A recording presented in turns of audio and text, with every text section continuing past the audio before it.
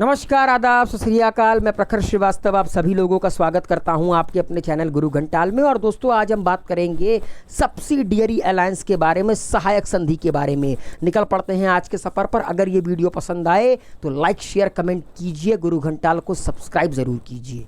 दोस्तों, subsidiary alliance था क्या, ये सहायक संधि थी क्या? देखिए दोस्तों, ये एक तरह का ना कह सकते हैं कि गाजर मूली से बिल्कुल एकदम लबालब भरा हुआ सलाद था जो अंग्रेज़ों ने भारतीयों को खिलाया था,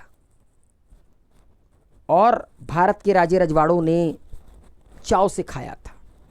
बाद में पता चला कि भैया इसका स्वाद तो कड़वा होगा, नीम के पत्ते की तरह।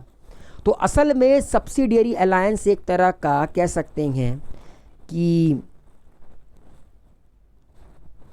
कहते हैं ना कि अंग्रेज़ों की चाल थी कि कुछ भी करो, भारत पर हुकूमत करना है। साम दाम दंड भेद कुछ भी करो, मगर भारत पर हुकूमत करना है। तो ये एक तरह की संधि थी, ये एक तरह की ट्रीटी थी ब्रिटिश ईस्ट इंडिया कंपनी और भारत के राजे रजवाड़ों के बीच में, इंडियन प्रिंसली स्टेट्स के बीच में।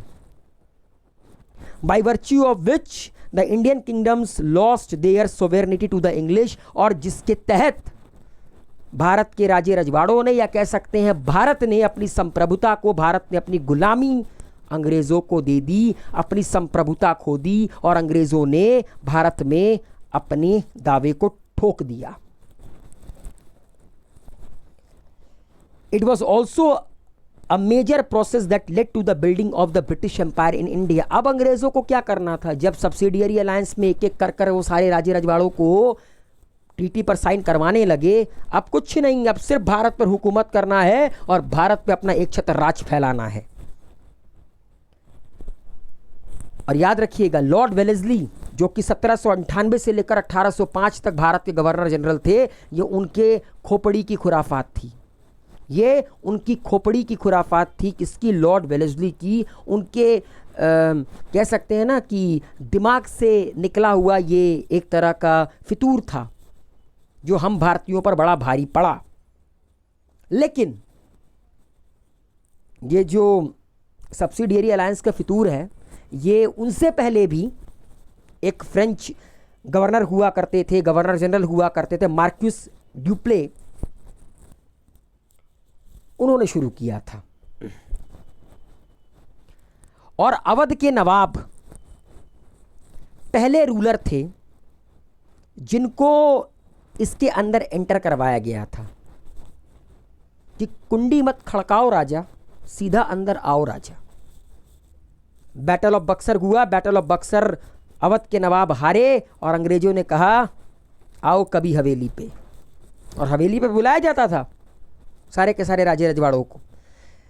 और निज़ाम जो हैदराबाद के थे, वो पहले राजा थे जिन्होंने खुद से इस सब्सिडियरी अलायंस को एक्सेप्ट किया था। बाकियों को तो अंग्रेज़ों ने मजबूर किया था किसी ना किसी कारण से या लालच देकर। अंग्रेज एक सिंपल बात कहते थे कि भैया देखो, एक राजे रजवाड़े को दूसरे राजे रजवाड़े के खिलाफ क्या करते थे? कान भरते थे। चुगलखोर तो थे ये सारे के सारे, ठीक है।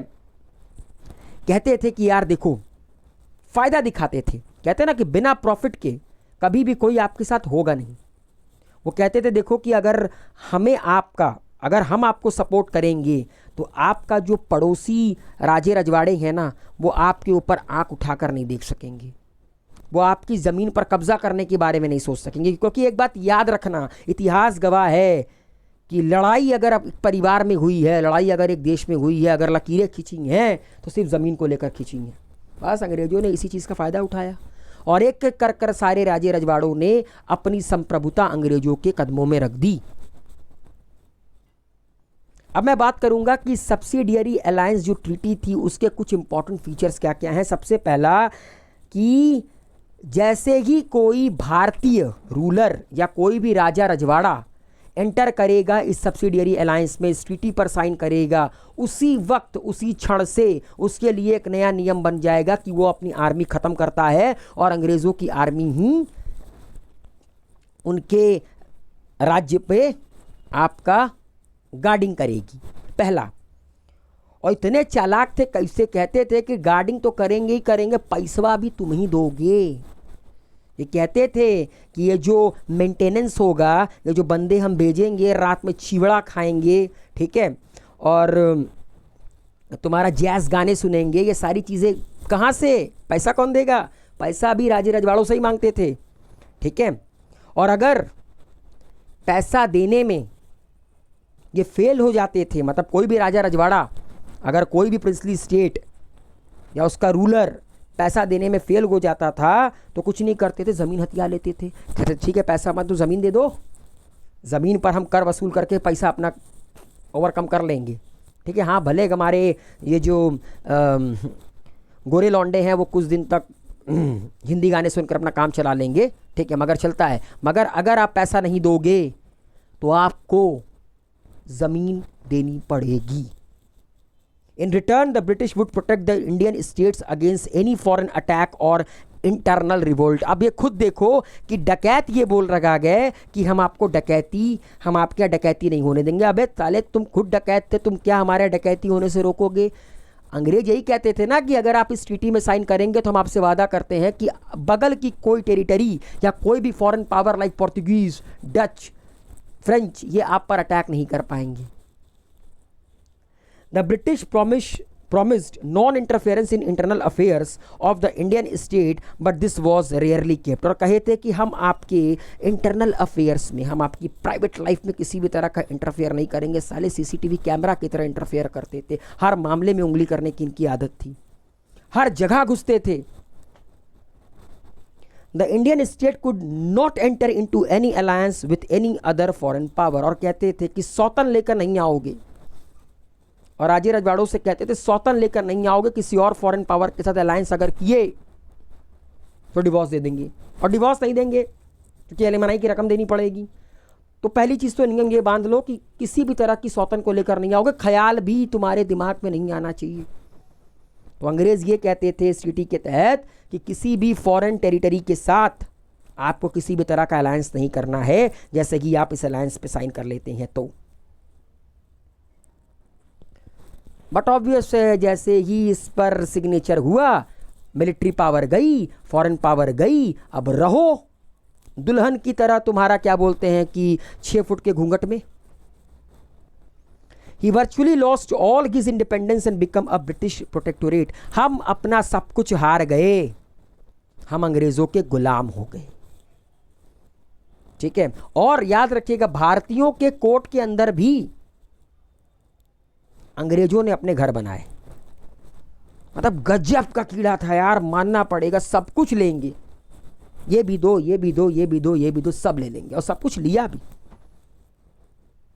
गलती सिर्फ हमारी थी कि हम लोगों ने ना उनके ऊपर भरोसा किया, खुद पर भरोसा नहीं किया, बस यही गलती हमारी थी। अब इस सब्सिडियरी अलायंस का इफेक्ट क्या होता है?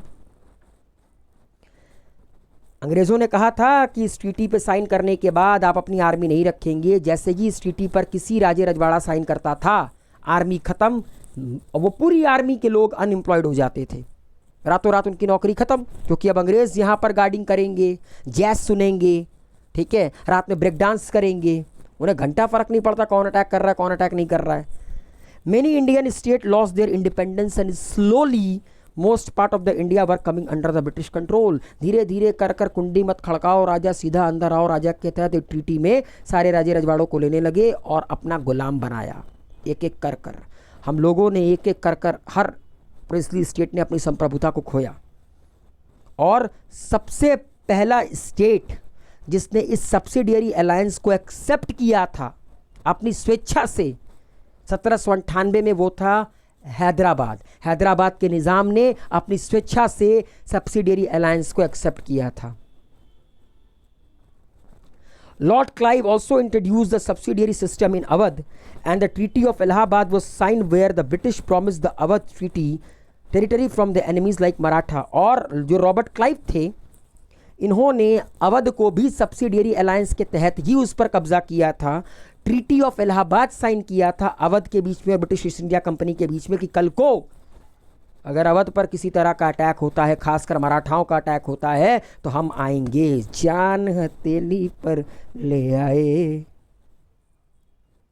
अब ये देखिए, ये वो ऑर्डर हैं जिनमें आपका जो इंडियन स्टेट्स हैं वो सब्सिडियरी अलायंस में एंटर किए थे। सबसे पहले हैदराबाद 1798, फिर उसके बाद मैसूर, तंजौर, अवध, पेशवा, सिंधिया, गायकवाड़, और धीरे धीरे ऐसे करते करते पूरे भारत के राज्य रजवाड़ों को इन्होंने सब्सिडियरी अलायंस के तहत बांध के रख दिया था।